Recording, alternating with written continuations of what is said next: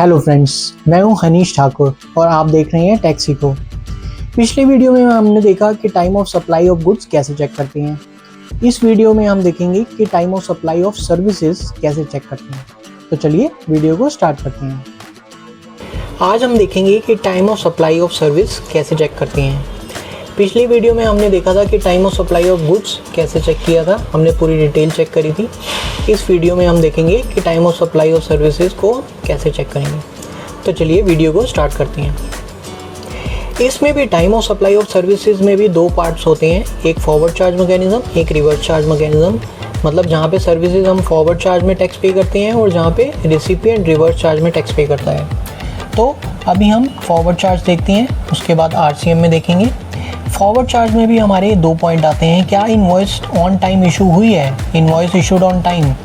तो अगर हाँ इनवॉइस टाइम पे इशू हुई है तो उस केस में दो पॉइंट्स देखेंगे, date of issue of invoice मतलब जब हमने इनवॉइस इशू करी, या फिर date of receipt of payment मतलब कब हमें पेमेंट रिसीव हुई, विच एवर इज़ अर्लियर। ये इस केस में हमारा टाइम ऑफ सप्लाई हो जाएगा। दोबारा से बोलता हूँ, अगर इनवॉइस इशू हुई ऑन टाइम मतलब इनवॉइस टाइम पे इशू हो गई, तो उस केस में date of issue of invoice या फिर date of receipt of payment whichever is earlier. Invoice time पे इशू होने का मतलब क्या है, जो ड्यू डेट थी, इनवॉइस इशू होने की ड्यू डेट थी, ड्यू डेट से पहले अगर इनवॉइस इशू हो जाती है तो मतलब वो टाइम पे इनवॉइस इशू हो गई। अगर ड्यू डेट के बाद होगी तो इनवॉइस मतलब टाइम पे नहीं हुई, तो फिर ये नो वाला पॉइंट आएगा। अब इस केस में क्या होगा, अगर इनवॉइस टाइम पे इशू नहीं हुई तो उस केस में date of provision of service मतलब जब आपने सर्विस दे दी उस तारीख को, या फिर date of receipt of payment whichever is earlier.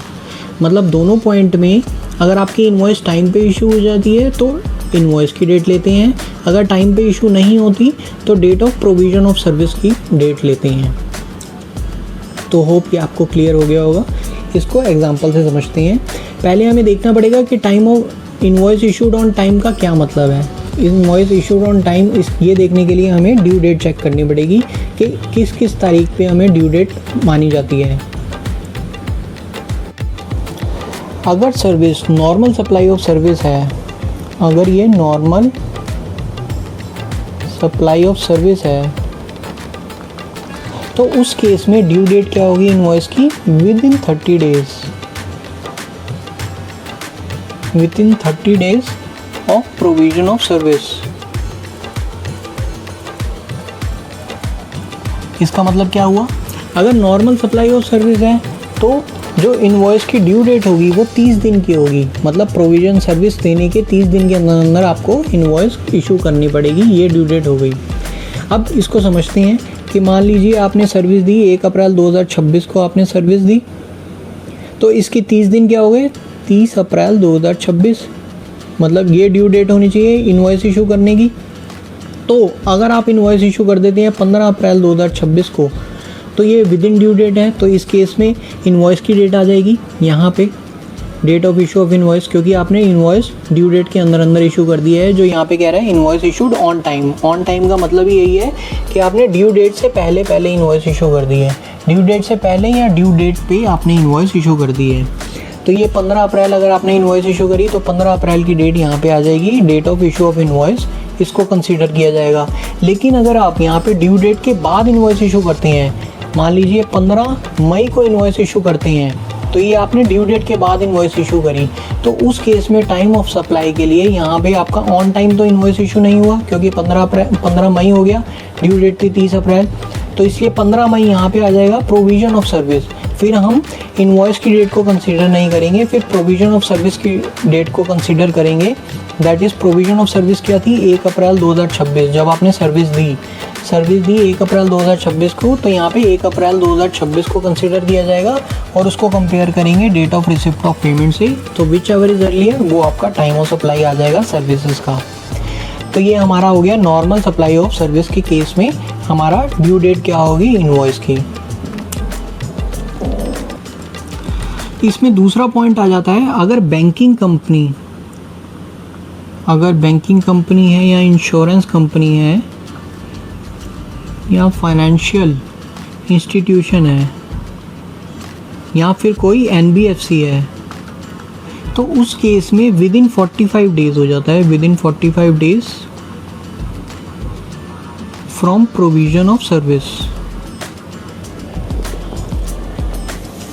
मतलब बैंकिंग, इंश्योरेंस, फाइनेंशियल इंस्टीट्यूशन और एनबीएफसी के केस में जो ड्यू डेट है, ड्यू डेट ऑफ इनवॉइस, वो 45 डेज हो जाती है from the provision of service.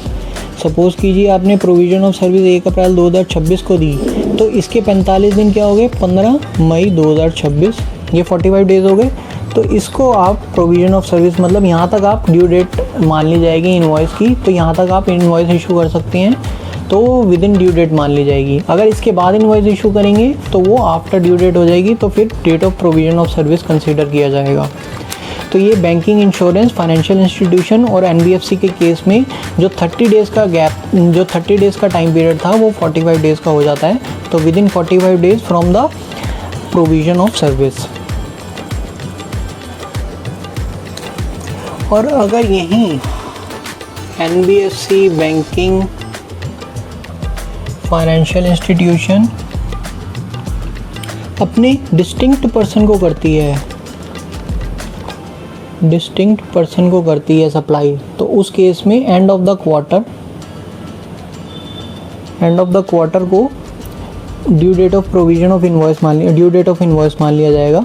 मतलब एनबीएफसी, बैंक, फाइनेंशियल इंस्टीट्यूशन अपने डिस्टिंक्ट पर्सन को करती है, तो उस केस में ये एंड ऑफ द क्वार्टर मान लिया जाएगा। डिस्टिंक्ट पर्सन मतलब इसी की कोई ब्रांच दूसरे स्टेट में होगी तो वो डिस्टिंक्ट पर्सन मान लिया जाता है।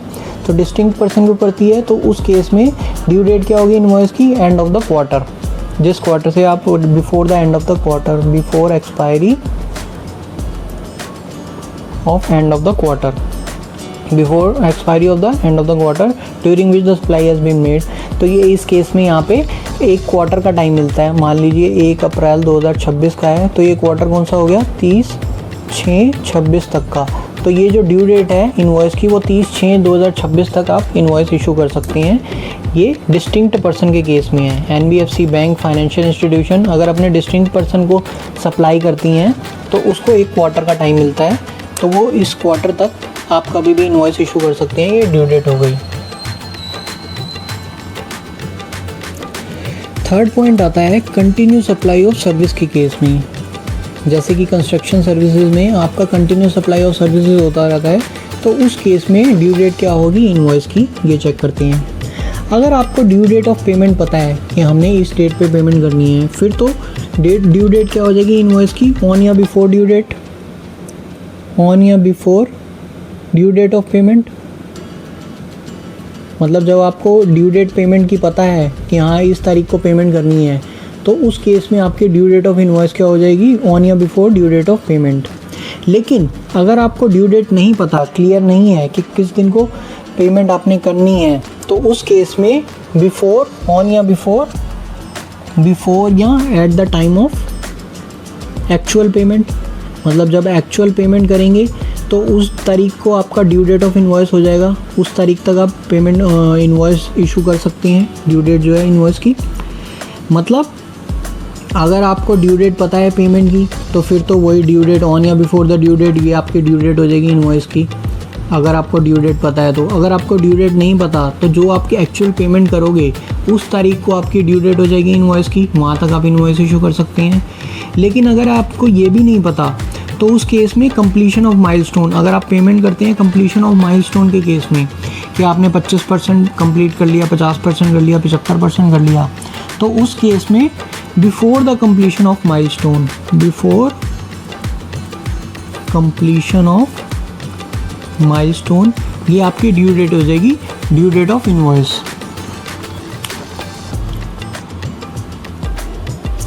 नेक्स्ट पॉइंट आता है कि अगर सर्विस सीज्ड बिफोर कंप्लीशन, मतलब अगर कंप्लीट होने से पहले ही सर्विस बंद कर दी गई है, सीज कर दी गई है, तो उस केस में आपका ड्यू डेट क्या होगा, तो at the time of service ceases, मतलब जब सर्विस बंद कर दी गई है उसी टाइम को आपको ड्यू डेट मान ली जाएगी इशू ऑफ इनवॉइस की, तो उस डेट तक आप इनवॉइस इशू कर सकती हैं। मतलब अगर आप बीच में ही सर्विस बंद कर देते हैं, कंप्लीशन से पहले ही अगर सर्विस बंद हो जाती है, तो उस केस में जब सर्विस बंद हुई उसी डेट को आपका ड्यू डेट ऑफ इनवॉइस मान लिया जाएगा, तो आपको वहाँ तक आपको इनवॉइस इशू करनी पड़ेगी।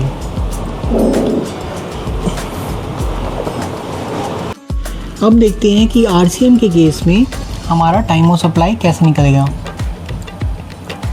Date of making payment,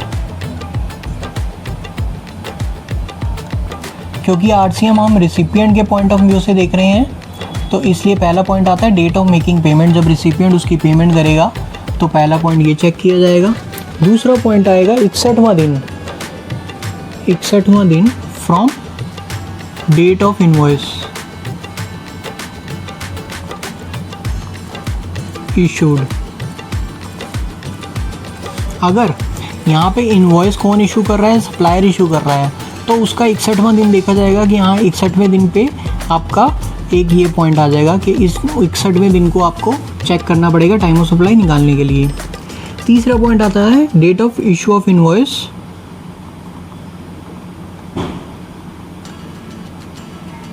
bye recipient. मतलब अगर यहाँ पे रिसिपिएंट ही इनवॉइस इशू कर रहा है तो उस केस में जिस दिन वो इनवॉइस इशू करेगा वो पॉइंट कंसीडर किया जाएगा, विच एवर इज अर्लियर। मतलब आरसीएम में हम किस पॉइंट ऑफ व्यू से देख रहे हैं, रिसिपिएंट के पॉइंट ऑफ व्यू से देख रहे हैं।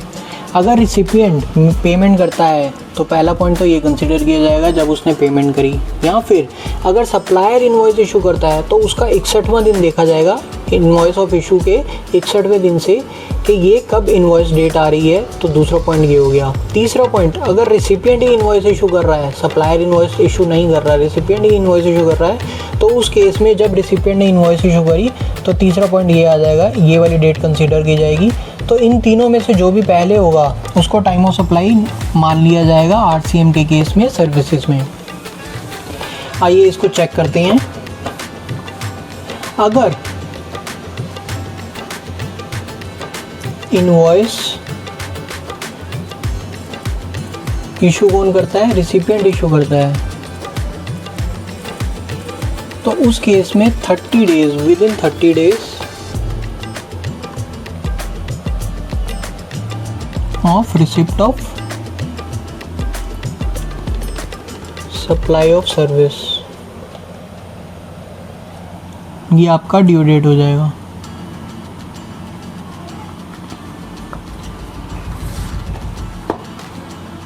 इसको एक एग्जांपल से समझते हैं। वी लिमिटेड ने सर्विस दी शाम को 5 जून को, इनवॉइस इशू किया 25 जून को। यहाँ पे सप्लायर इनवॉइस इशू कर रहा है तो 25 जून की डेट आ गई सप्लाई इनवॉइस इशू करने की, और उसके बाद शाम ने पेमेंट करी 15 जुलाई को बी लिमिटेड को। अब यहाँ पे क्योंकि ये आरसीएम की सर्विस है लेकिन यहाँ पे सप्लायर इनवॉइस इशू कर रहा है, तो अब हम क्या देखेंगे, डेट ऑफ मेकिंग पेमेंट। उसने पेमेंट कब करी, रिसिपिएंट ने पेमेंट करी 15 जुलाई को, ये पहला पॉइंट आ गया। उसके बाद 61वां दिन from the date of issue of invoice, क्योंकि यहाँ पे सप्लायर इनवॉइस इशू कर रहा है, सप्लायर ने इनवॉइस इशू करी 25 जून को, इसका 61वां दिन देखेंगे। 61वां दिन हो गया आपका 25 अगस्त, तो 25 अगस्त की दूसरी डेट आ गई, दैट इज़ दूसरा पॉइंट आ गया। क्योंकि यहाँ पे रिसिपिएंट इनवॉइस इशू नहीं कर रहा तो इसको कंसीडर नहीं करेंगे। तो हमारे पास 2 पॉइंट रह गए। पहला, जब उसने पेमेंट करी 15 जुलाई को, और 61वां दिन from the date of issue of invoice, invoice issue करी थी 25 जून को, इसका 61वां दिन हो गया 25 अगस्त। तो इन दोनों में से जो भी पहले होगा तो 15 जुलाई को हमें टाइम ऑफ सप्लाई मान लिया जाएगा इस केस में, क्योंकि आरसीएम में सप्लायर इनवॉइस रेज कर रहा है, रिसिपिएंट इनवॉइस नहीं रेज कर रहा। अगर रिसिपिएंट इनवॉइस रेज कर रहा होता तो उसी दिन को आपका ये date of issue of invoice आ जाता, तो फिर हम ये वाला पॉइंट कंसीडर करते, ये वाला सेकंड वाला पॉइंट नहीं कंसीडर करते। तो इसमें क्रक्स क्या निकला कि आरसीएम में अगर रिसिपिएंट जीएसटी पे कर रहा है तो उस केस में क्या पॉइंट कंसीडर करने पड़ेंगे, डेट ऑफ मेकिंग पेमेंट, उसने कब पेमेंट करी, रिसिपिएंट ने। उसके बाद अगर सप्लायर इनवॉइस कर रहा है इशू तो 61वां दिन देखेंगे उसका, और अगर रिसिपिएंट इनवॉइस इशू कर रहा है तो उसी दिन को कंसीडर किया जाएगा। इस केस में बी लिमिटेड सप्लायर था, श्याम रिसिपिएंट था। बी लिमिटेड ने सर्विसेज दी 5 जून को, ये वाला पॉइंट कोई कंसीडर नहीं किया जाएगा। जब इनवॉइस इशू हुई 25 जून का इनवॉइस का डेट, क्योंकि सप्लायर ने इनवॉइस रेज किया है तो 25 जून को भी कंसीडर नहीं किया जाएगा। इसका 61वां दिन देखेंगे 25 अगस्त, इसको कंसीडर किया जाएगा। उसके बाद सब रिसिपिएंट ने पेमेंट करी 15 जुलाई को, इसको भी कंसीडर किया जाएगा। तो अब हम टाइम ऑफ सप्लाई चेक करने के लिए 15 जुलाई और 25 अगस्त को कंपेयर करेंगे। तो जो भी पहले होगा तो 15 जुलाई ये आ जाएगा आपका टाइम ऑफ सप्लाई। तो इस तरीके से हमारा time of supply of service complete होता है। तो आपने देखा कि हमने कैसे कैसे चेक किए कि time of supply of service में किस किस तरीके से हम टाइम ऑफ सप्लाई निकाल सकते हैं, जिसके बेसिस पे हम टैक्स पे करेंगे। तो आई होप आपको अंडरस्टैंडिंग हो गई होगी, लेकिन अगर फिर भी कोई क्वेरी होती है तो आप मुझे कमेंट कर सकती हैं, मैं आपको उसका रिप्लाई करूँगा। तो आई होप कि वीडियो आपको अच्छी लगी होगी।